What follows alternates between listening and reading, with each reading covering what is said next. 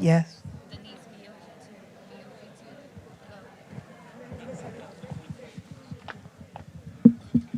Yeah, they don't get to just say go. And they need to cue me when the audio is hot.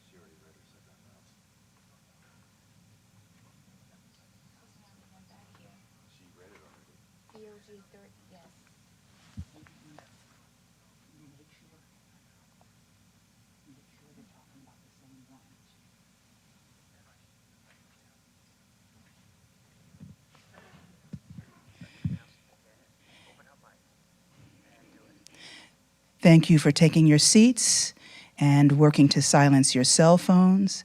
Again, the program is about to begin shortly.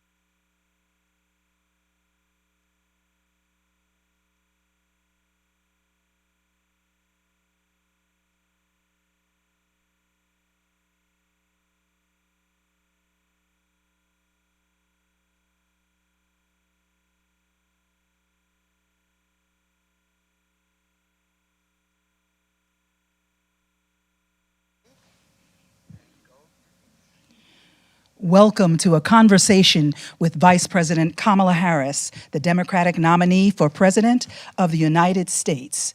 We want to remind you that the National Association of Black Journalists is a nonpartisan organization. Any shouting, protesting, or disruptions will result in your removal from the facility.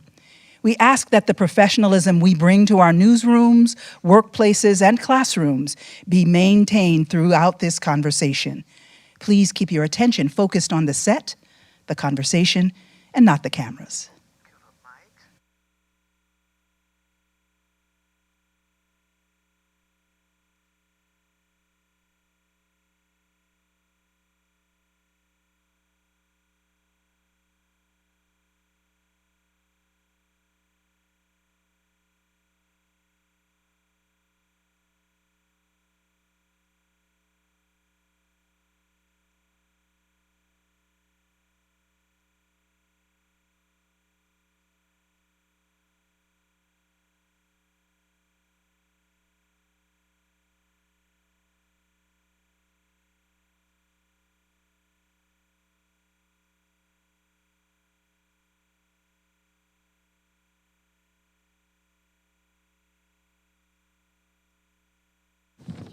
The National Association of Black Journalists President, Ken Lemon. Good afternoon.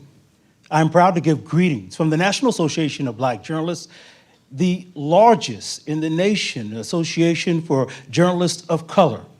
For 49 years, we have advocated for fair newsrooms and fair coverage of Black people in the news. We also train journalists and media professionals and support emerging media members. I am proud to salute the 44 brave souls who established the National Association of Black Journalists in 1975. Our founders present, would you please stand?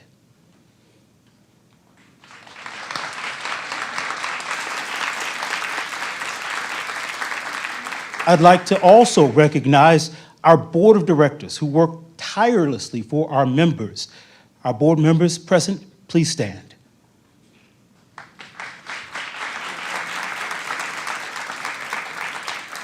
I salute our staff and volunteers who have made this event possible. Please stand or wave your hands wherever you are. And I also salute our esteemed members, those who are following us from home or at work. This special event is a function of our mission to inform journalists covering the news and provide a needed service to those looking to journalists to inform them better. Every 4 years, we ask the presidential nominees to meet with us and answer questions about important issues. I am proud to say that for the first time in 24 years, both the Republican and the Democratic nominees have accepted our invitation. Just like the last discussion, PolitiFact will provide real-time fact-checking of the conversation via hashtag NABJ FactCheck on social media and through the live feed on the NABJ website. Again, thank you so much for attending.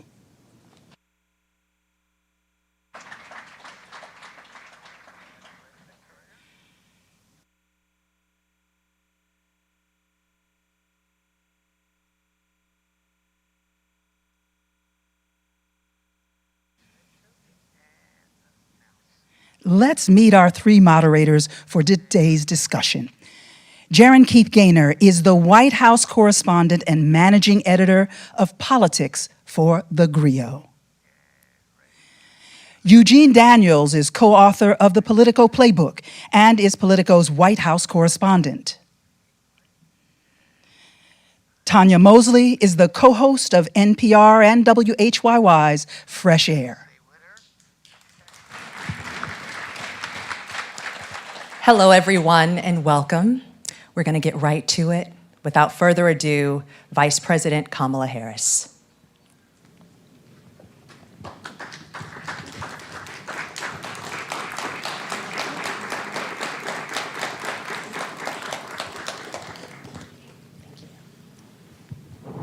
Good afternoon, everyone. Madam Vice President, thank you so much for doing this and making the time. Of course. Just a little bit busy right now. We want to start on an issue that Americans across the country say is their number one concern, and that's the economy. A question that has been asked of you and everybody that's on the Democratic side is whether or not voters are better off now than they were 4 years ago. Are they better off now than they were 4 years ago? So when we came into, well, first of all, let me just say, it is good to be with the National Association of Black Journalists, and I thank you for the work you do and that your members do every day. It is very important that we ensure that this organization and your members always have the resources and the platforms to deliver the voices that must be heard. So I thank you for hosting me today. 4 years ago, when we came in during the worst unemployment since the Great Depression. We came in during the worst public health epidemic in centuries. We came in after the worst attack on our democracy since the Civil War. And a lot of it due in large part to the mismanagement by the former president as it relates to COVID and obviously January 6th. And we had then a lot of work to do to clean up a mess. As of today, we have created over 16 million new jobs, over 800,000 new manufacturing jobs. We have the lowest Black unemployment rate in generations. We have invested in small businesses, and they're to the benefit of many people, but including Black small businesses, some of the highest rate of creation of new Black small businesses in years. We have done the work of capping the cost of prescription medication for our seniors for issues like insulin. And again, I'm speaking to the Black journalists who care about all people, but in particular, I'll talk about the impact on Black people, where we know Black folks are 60% more likely to be diagnosed with diabetes. And we have now finally capped the cost of insulin for our seniors at $35 a month, capped the cost of prescription medication for our seniors at $2,000 a year, because we unlike the former president who promised to do it, we finally have allowed Medicare to negotiate drug prices against the big pharmaceutical companies. And these are just some of the accomplishments. Is the price of groceries still too high? Yes. Do we have more work to do? Yes. And I will tell you, I do believe that I offer a new generation of leadership for our country that is about, in particular, turning the page on an era that sadly has shown us attempts by some to incite fear, to create division in our country, and to do the work that is about bringing some level of optimism and, dare I say, ambition about what I know is possible in our country. And so my plan for the economy includes what I imagine and believe and call an opportunity economy. What we can do to grow an opportunity economy where all people have access to the resources to compete, to apply their incredible work ethic, their ambition, their aspirations, and their dreams, and actually not just get by, but get ahead. And I can talk in more detail about it, but specifically, I'll mention a few things. Yeah. One of the big issues that affects people right now in terms of the economy and their economic well-being is we have a shortage of housing supply. It's too expensive. People can't afford to buy a home. You know, we grew up, our parents, where they had the ability to somehow believe the American dream was attainable. Not so much for younger working people. And I recognize that. So my approach is a new approach, which is to say, let's just take this and deal with it head on. And part of my approach is to say, I'm going to employ and engage the private sector, in particular home builders with tax credits, to give them the incentive to create new housing, 3 million by the end of my first term, and understanding that not everybody is, handed a silver spoon, but works hard and is trying to save up for a down payment. Part of my plan under my opportunity economy is to give first-time home buyers a $25,000 down payment assistance so they can just get their foot in the door to be able to then engage in what will prove to be their opportunity to build intergenerational wealth. And here's my personal experience coming at that. I grew up a middle-class kid. My mother was hardworking. She raised me and my sister Maya. She saved up. And it was only by the time I was a teenager that she could afford to actually buy her first home.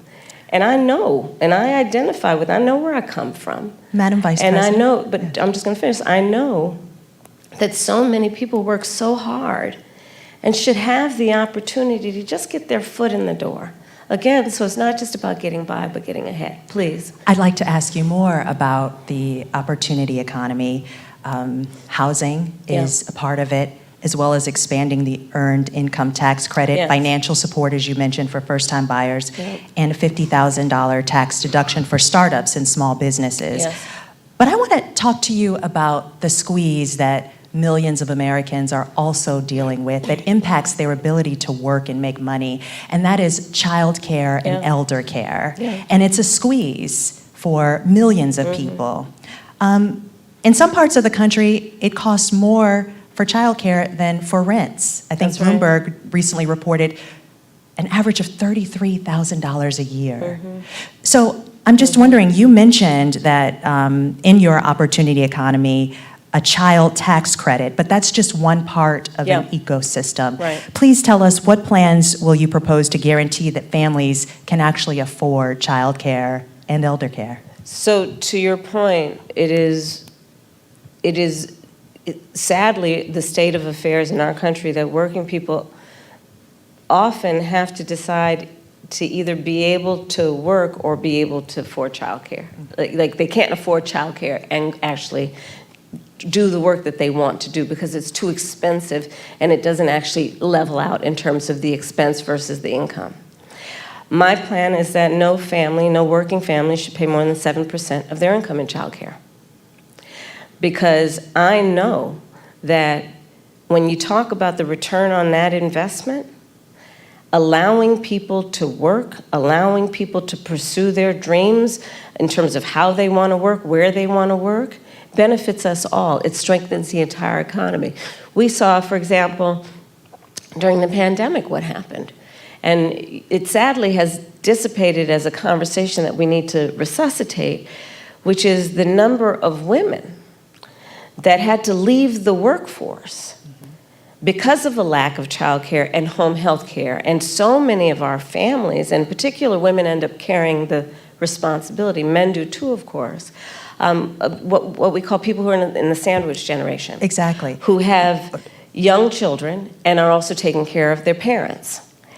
And it is just absolutely too expensive for them to be able to work and do that. So my plan is not only about 7% of income for working people for childcare, but also we need to do better for our childcare providers and our home healthcare providers in terms of ensuring that they receive the wages that they deserve based on the dignity of their work. I have spent time with home healthcare providers, and their work is some of the most taxing work you can imagine. And I actually, when my mother was sick with cancer, did a lot in terms of taking care of her. And the work that is about taking care of a loved one, in particular an elder, is extraordinarily heavy in terms of the emotional toll, the time it takes. And we do it because that is what we do, but not everyone has the ability to take time from work to do it, and they need help. And we need to make sure we have home health care workers that can help them. But I want to also get back to the earlier point that you made about extending the child tax credit. So part of my new approach is we need to expand the child tax credit. And so part of my plan that is under an opportunity economy is to extend and expand the child tax credit to $6,000 so that young families in particular, for the first year of their child's life, which is an extraordinarily important time in their development, have the resources to be able to buy a crib, buy a car seat, buy children's clothing, and not have to worry about whether they're going to be able to meet their other needs. And I don't need to remind anybody here, especially these esteemed journalists, but when we expanded the child tax credit a couple years ago, we reduced Black child poverty by half. And so again, if you talk about the benefit, and if you think about the benefit to the economy overall, it strengthens our economy to do things like pay attention to affordable child care, affordable home health care, and extending the child tax credit. Madam Vice President, Black men, as you know, are a closely watched voting bloc. You've hosted Black men at your residence. Yep. You have engaged Black men and centered them in your economic opportunity tour. But polling shows that some Black men, particularly young Black men, are considering voting for Donald Trump, and they see him as better for the economy. What is your message to young Black male voters who feel left out of this economy, and how can your economic policies materially change their lives? So I appreciate the spirit of the question, but I'll tell you, I've often been asked this question in a way that I've had to respond by first saying that I think it's very important to not operate from the assumption that Black men are in anybody's pocket. Black men are like any other voting group. You got to earn their vote. So I'm working to earn the vote. Not assuming I'm going to have it because I am Black, but because the policies and the perspectives I have understands what we must do to recognize the needs of all communities. And I intend to be a president for all people. Specifically as it relates to what we need to do, to your point around economic opportunity. Yes, I started way before I was at the top of the ticket, what I called an economic opportunity tour, focused on Black men. Understanding that, for example, we have so many entrepreneurs in the community who do not have access to capital, but they've got great ideas, an incredible work ethic, the ambition, the aspiration, the dream, but don't have the relationships necessarily. So my work has included, as vice president, getting billions more dollars into community banks, including working with the big banks to do that, so that we can increase access to capital for our small businesses, for our startups. Part of my plan under my economic opportunity plan going forward is that right now, startup entrepreneurs, small businesses only get a tax deduction of $5,000. Nobody can start a small business with $5,000. So I'm expanding that to $50,000. Understanding, again, that when people have the opportunity to have the resources to get started, they're going to put the good ideas, they're going to put the hard work into it. And part of what I also know is that our young black men, just like any group of people, anybody, our small businesses are really the backbone of our economy overall. And when they do better economically, we all do better. Part of my work is about understanding what we need to do in dealing with, for example, the historic inequities that have faced the black community around home ownership, right? I don't have to go through the history with anybody here about what that has meant in terms of redlining, what that has meant in terms of biases in home appraisals, and what the impact it has had on stemming the opportunity to build intergenerational wealth because of those obstacles. So part of the work that I have done and will continue to do is identify, speak truth about those obstacles, and address them. Another example is medical debt. 1 in 4 black families or individuals is more likely to carry medical debt than others. So part of my perspective, and as vice president, part of the work that we have done is to say that we're going to eliminate medical debt from being on your credit score. Because until now, medical debt worked against your credit score, and people know their credit score like your weight, right? You know that number. And the difference between what that number is and what it needs to be is the difference between you being able to get a car loan, a small business loan, or even a leasing on an apartment. And so part of my approach is understanding the obstacles that traditionally and currently exist to allow anyone, including black men, be able to achieve economic wealth. And I'm going to tell you, I don't think it is sufficient to just only talk about economic policy around reducing unemployment. It is an important marker, and I'm proud of the work that we've done thus far, but it should be a baseline there, everybody's working. The point is, do people have an opportunity to build wealth? If that's what they choose to do, if that's what they want to do. And a lot of my perspective as we go forward is just that. I believe that there are a lot of opportunities that are available to the American people if we see people and understand what they want for themselves and their families and then meet them where they are. Madam Vice President, I want to switch gears a little bit and talk about the war in Gaza. Mm-hmm. You've called for a ceasefire hostage deal and a two-state solution as an end to the war for many months now. And while you've expressed support for Israel to defend itself, a two-state solution and a ceasefire are at odds with what Benjamin Netanyahu has said is their right to defense. If it matters, as you say, how Israel defends itself, where do you see the line between aggression and defense? And our power as Israel's ally to do something? Okay, a lot to unpack in what you just said. So let's start with this. I absolutely believe that this war has to end, and it has to end as soon as possible. And the way that will be achieved is by getting a hostage deal and a ceasefire deal done. And we are working around the clock to achieve that end.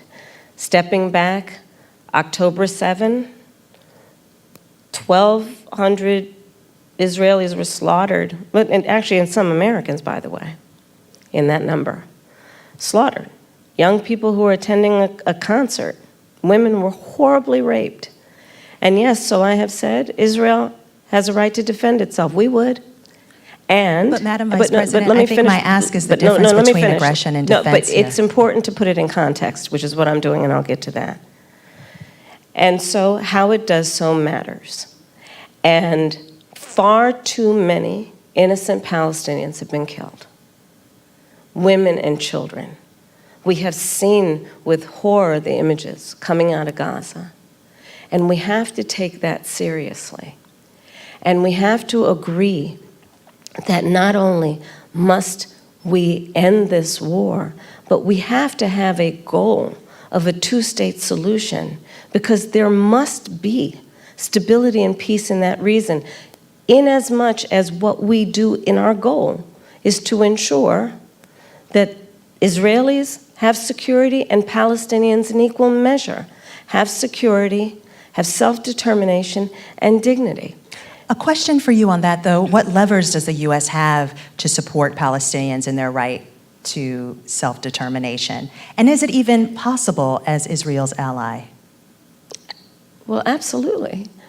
I will tell you, I have been actively involved in, for example, meeting not only with Israeli officials, but with Arab officials to talk about how we can construct a day after scenario where we participate in ensuring those exact goals that I outlined, including as part of the principles that should be applied to those goals, that there be no reoccupation of Gaza, that there be no changing of the territorial lines in Gaza, that there be an ability to have security in the region for all concerned in a way that we create stability, and let us also recognize in a way that ensures that Iran is not empowered in this whole scenario in terms of the peace and stability of the region.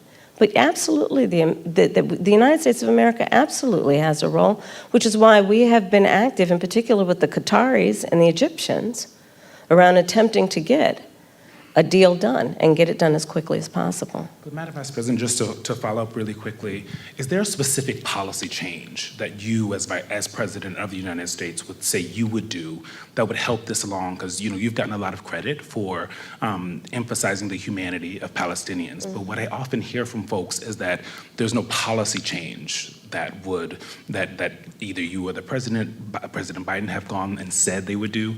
Is there a specific policy change as president that you would do in our helping of Israel? We need to get this deal done, and we need to get it done immediately, and that is my position, and that is my policy.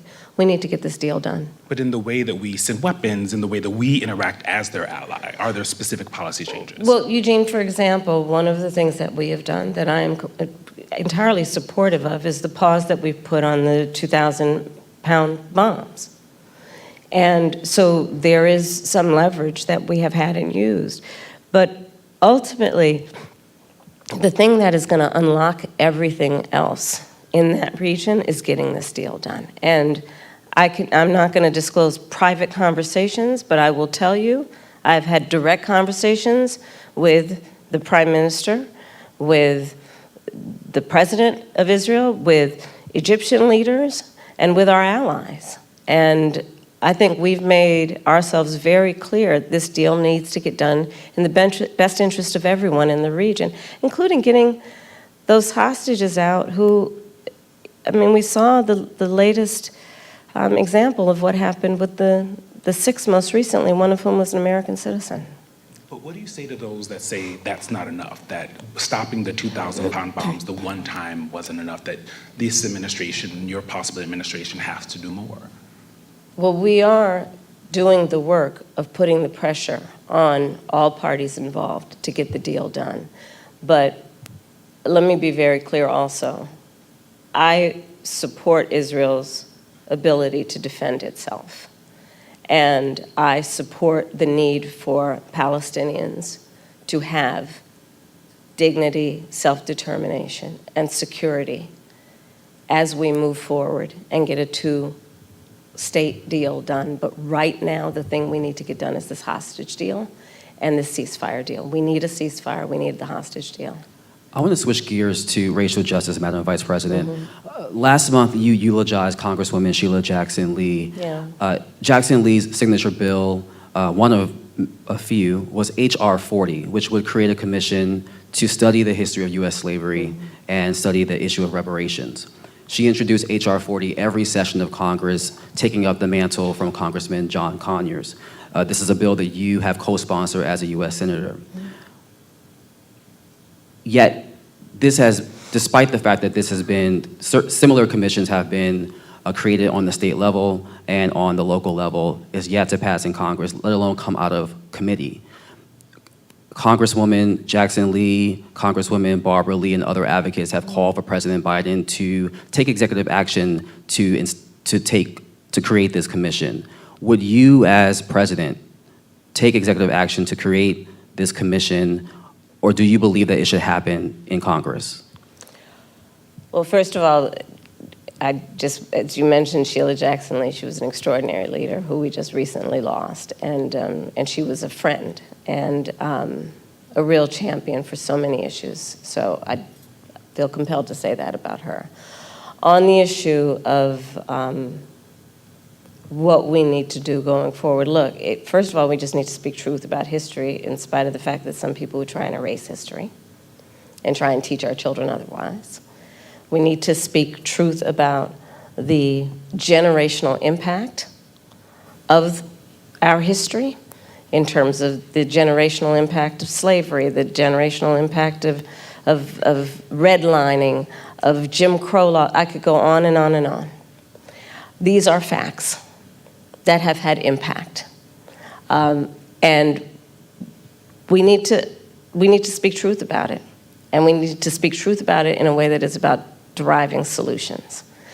And frankly, I think that we, and part of that is studying it to figure out exactly what we need to do. But part of what we can do right now is, for example, what I'm talking about in terms of building an opportunity economy, which is addressing explicitly the obstacles that historically and currently exist and dealing with them: student loan debt, medical debt, bias in home appraisals, what we need to do in terms of dealing with an issue that I have championed for years, Black maternal mortality, which is the fact that Black women are 3 to 4 times more likely to die in connection with childbirth than other women. And we know that the reasons for that include disparities that pre-exist her pregnancy, including disparities that exist in the system during her pregnancy. So all of those things must be addressed. But do you have a position on whether that should happen, this commission should happen through executive order or via Congress? I think Congress ultimately will have the ability to do this work. I'm not discounting the importance of any executive action, but ultimately Congress. Because if you're going to talk about it in any substantial way, there will be hearings, there will be a level of public education and dialogue that, and I think that was part of the spirit behind the congressional action thus far, to ensure that everyone can participate in this conversation in a way that elevates knowledge about history and the reference points that that are the impetus of this conversation. Especially, again, when people are trying to deny history. When people are, so-called leaders are saying that enslaved people benefited from slavery. I mean, let's talk about the delta here in terms of the work that needs to be done. It's profound. Madam Vice President, I want to move to Springfield, Ohio, and what's happening there. We've seen school closures, parents worried about their kids leaving the home because of racist conspiracy theories that I won't repeat here, but they have been repeated by leaders on the Republican side, President Trump, former President Trump, and Vice Presidential nominee J.D. Vance. From your perspective, is this just a case of irredeemable racism that can't be mitigated by any rational action, or is this a situation in which a federal response could help this community heal? There's a question of resources and... Well, no, I'll let you finish and then I'll speak. No, please. It's a crying shame. I mean, my heart breaks for this community. There were children, elementary school children, who it was school photo day. You remember what that's like? Going to school on picture day?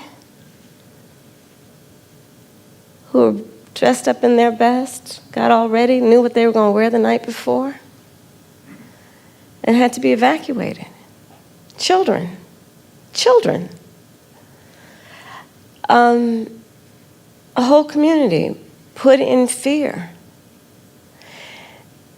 And I'll say a couple things about it. One, I learned a long time ago in my career, having a background as a prosecutor, when you have these positions, when you have that kind of microphone in front of you, you really ought to understand at a very deep level how much your words have meaning. I learned at a very young stage of my career that the meaning of my words could impact whether somebody was free or in prison. As Attorney General, I was of California, fifth largest economy in the world. I was acutely aware that my words could move markets. When you are bestowed with a microphone that is that big, there is a profound responsibility that comes with that. That is an extension of what should not be lost in this moment, this concept of the public trust. To then understand what the public trust means. It means that you have been invested with trust to be responsible in the way you use your words, much less how you conduct yourself. And especially when you have been and then seek to be again President of the United States of America. And so I go back to, it's a crying shame, literally. What's happening to those families, those children in that community, not to mention what is happening in terms of, look, you say you care about law enforcement resources being put into this because of these serious threats that are being issued against a community that is living a productive, good life before this happened. And spewing lies that are grounded in tropes that are age-old. And look, I said it not very far from here the other day at the debate. This is not new. This is not new in terms of these tropes.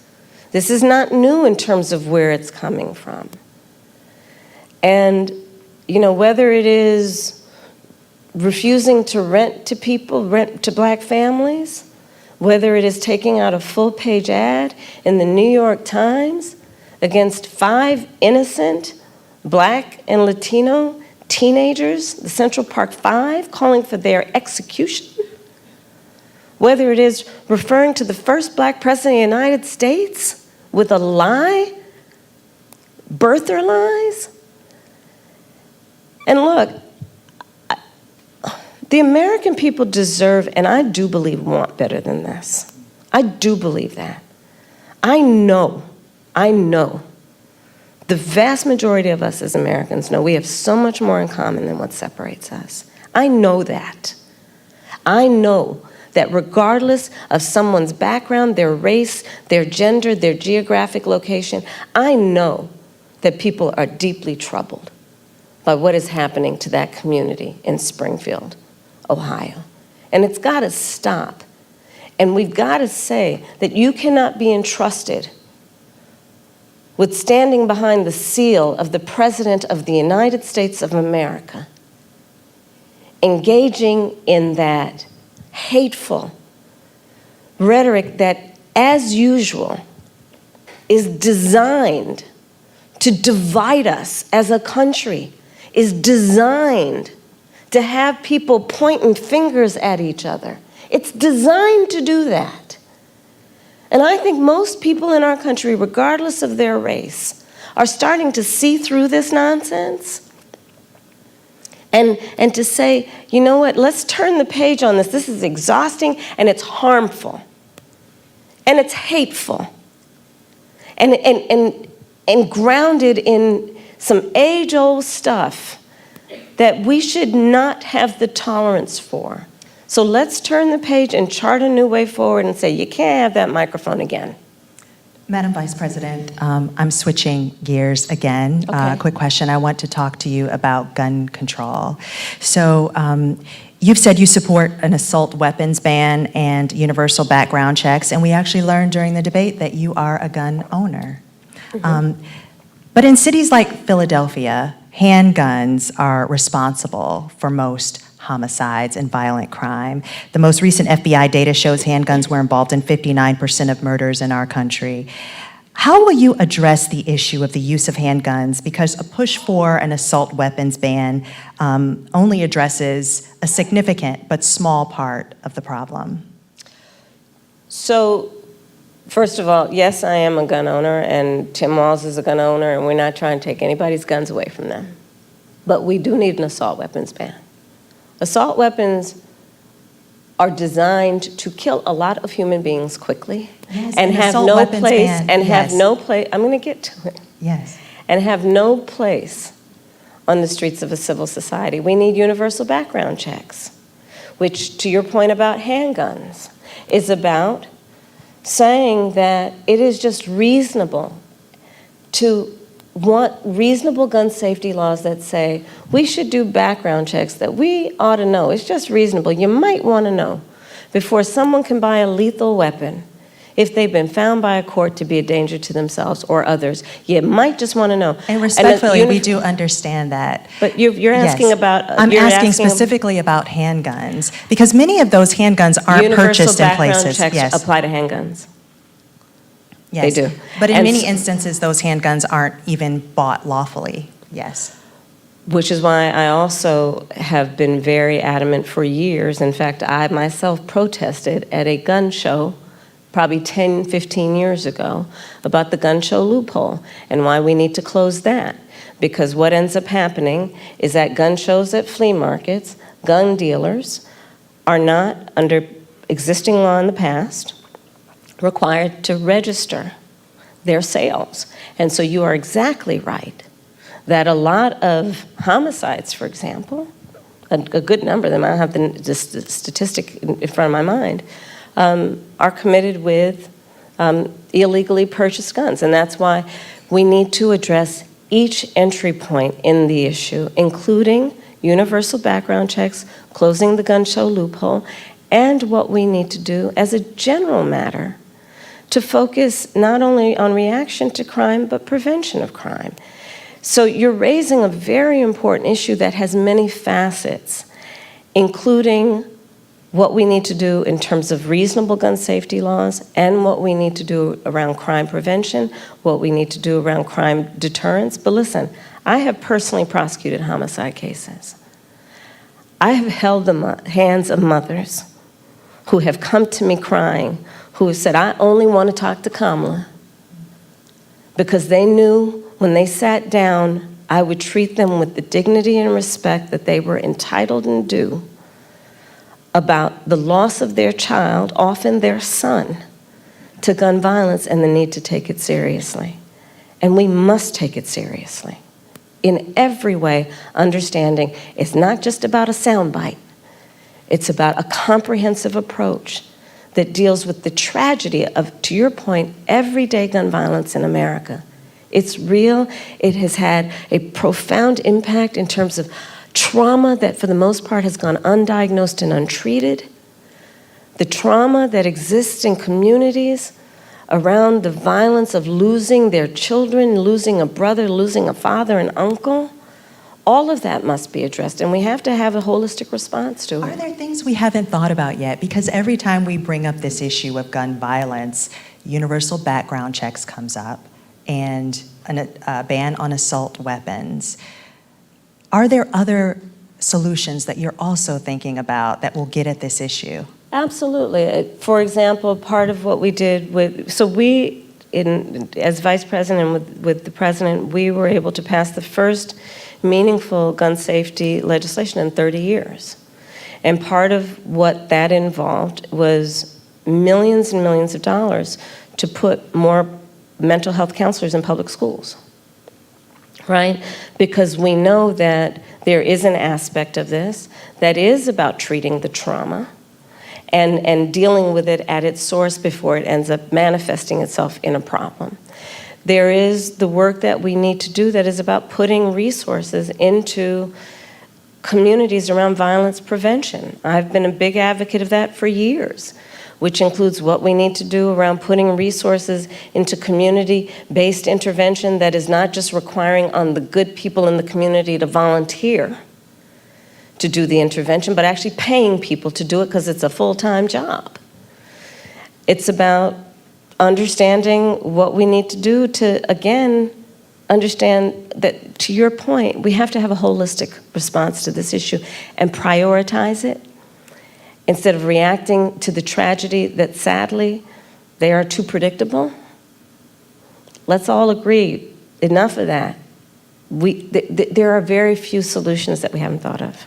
We need to put the resources into them. Madam Vice President, we want to move to the topic of reproductive access, something that you have worked and leading on both for the administration, Democrats, and now the top of the ticket. You've said that as president, you would want to codify Roe. If it came to your desk, you would sign a bill that did that. Roe protected access until fetal viability, which it also says is, quote, at about 7 months, but it may occur earlier, even at 24 weeks.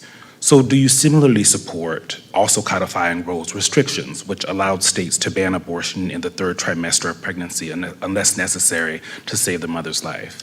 We need to put the protections of Roe v. Wade back into law. And when that bill gets passed by Congress, I will proudly sign it into law. Understand what is happening in our country. Over 20 states have passed what I call Trump abortion bans because I understand how we got here. The former president handpicked 3 members of the United States Supreme Court with the intention they would undo the protections of Roe v. Wade. They did as he intended, and in state after state, laws have been passed criminalizing healthcare providers. I don't know if anyone here has heard most recently the stories out of Georgia. Tragic story about a young woman who died because it appears the people who should have given her healthcare were afraid they'd be criminalized after the Dobbs decision came down.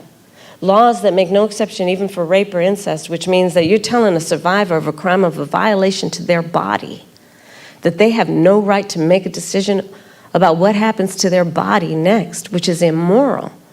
An approach that doesn't take into account that most people, I think, agree you don't have to abandon your faith or deeply held beliefs to agree the government should not be telling her what to do with her body. If she chooses, she will talk with her pastor, her priest, her rabbi, her imam, but it should not be the government or Donald Trump telling her what to do about her own body and her life. So that's where I stand. We need to put back in place the protection of Roe v. Wade and put that into law. And those restrictions that are also in We Roe. need to put back in place the protections of Roe v. Wade and let an individual, in consultation with her doctor, make the decision based on what she can determine, because she's smart enough to know what's in her best interest instead of having her government tell her what to do, especially a bunch of people in these state capitals who think they're in a better position to tell her what to do than she is to know what's in her best interest. Before we conclude, Madam Vice President, Joyful Warrior has been used to describe You your didn't see that just a campaign. minute ago, though.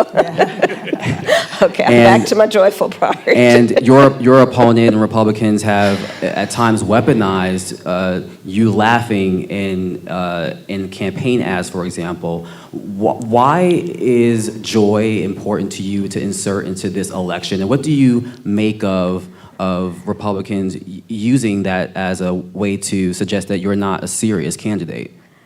Well, sometimes I think, and I'll say to whoever the young people are who are watching this, there are some times when your adversaries will try and turn your strength into a weakness. Don't you let them.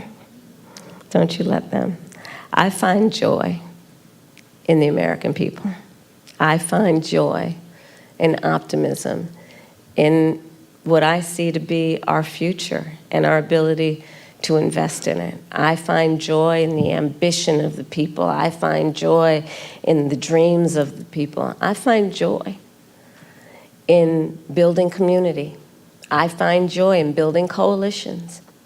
I find joy in believing that the true measure of the strength of a leader is not based on who you beat down, but who you lift up. And And I think we should all find joy and have a sense of optimism about who we are as Americans and what we mean to each other and what we can do to lift each other up. Madam Vice President, Madam, President Biden spoke to former President Trump after the attempt on his life this weekend. Have you spoken to him? I have. And earlier today, I assume? Yes. How'd that go? You want to give us some intel? Sure. I checked on him to see if he was okay. Yeah. And I told him what I have said publicly. There's no place for political violence in our country. I am in this election and in this race for many reasons, including to fight for our democracy. And in a democracy, there is no place for political violence. We can and should have healthy debates and discussion and disagreements, but not resort to violence to resolve those issues. On January 6th, your vehicle was allowed to kind of pass a viable pipe bomb. We've seen No, I was in the building. You were in the building. And we've seen what's happening with former President Trump. Do you have full confidence in the Secret Service to I do. protect all of you? I do. You feel safe, you and your family? I do. But, I mean, you can go back to Ohio. Not everybody has Secret Service. And there are far too many people in our country right now who are not feeling safe. I mean, I look at Project 2025, and I look at, like the Don't Say Gay laws coming out of Florida. Members of the LGBTQ community don't feel safe right now. Immigrants or people with an immigrant background don't feel safe right now. Women don't feel safe right now. And so, yes, I feel safe. I have Secret Service protection. But that doesn't change my perspective on the importance of fighting for the safety of everybody in our country. And doing everything we can to, again, lift people up and not beat people down so they feel alone and are made to feel small and made to feel like they're somehow not a part of it or us. Madam Vice President, thank you so much for your time. Thank you. Thank you. Yes. I've appreciated this. Thank you. Thank you. Thank you.